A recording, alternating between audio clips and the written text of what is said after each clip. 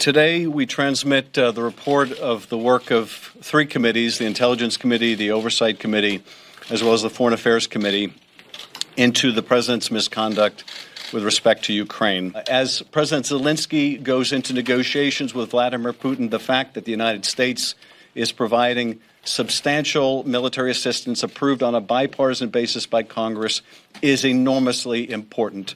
The withholding of that aid, even for a period of time, sends a disastrous message to friend and foe alike that the United States does not have the back of its ally.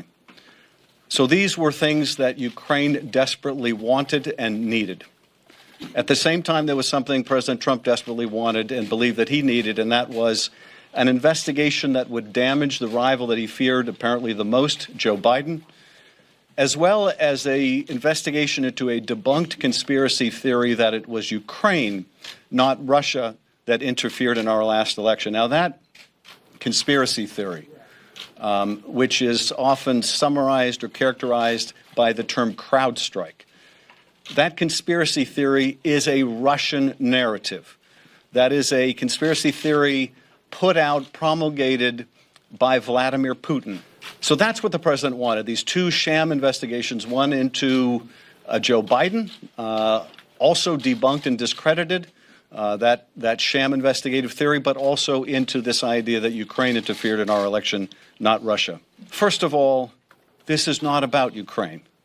This is about our democracy. This is about our national security. This is about whether the American people have a right to expect that the President of the United States is going to act in their interests, with their security in mind, and not for some illicit personal or political reason.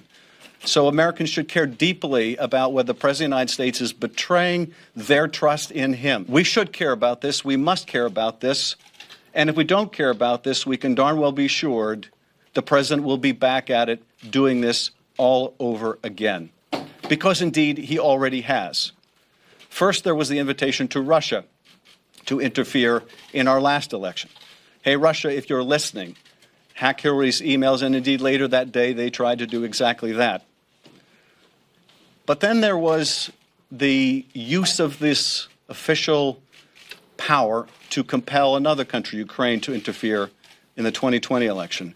And even after our investigation began, even after the impeachment inquiry began, there was President Donald Trump out on the White House lawn, once again making it abundantly clear that he wanted Ukraine to investigate the Bidens.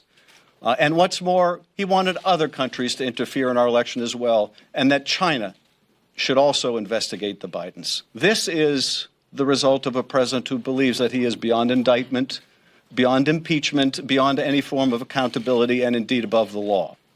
And that is a very dangerous thing for this country, to have an unethical president who believes they are above the law. Finally, I think what's presented to us here is really so aptly summed up in what the president's own chief of staff had to say when he informed the country that, yes, indeed, they had withheld military aid to get this political investigation. He told us to get over it, to get over it. That is what the president does. We should just get over it.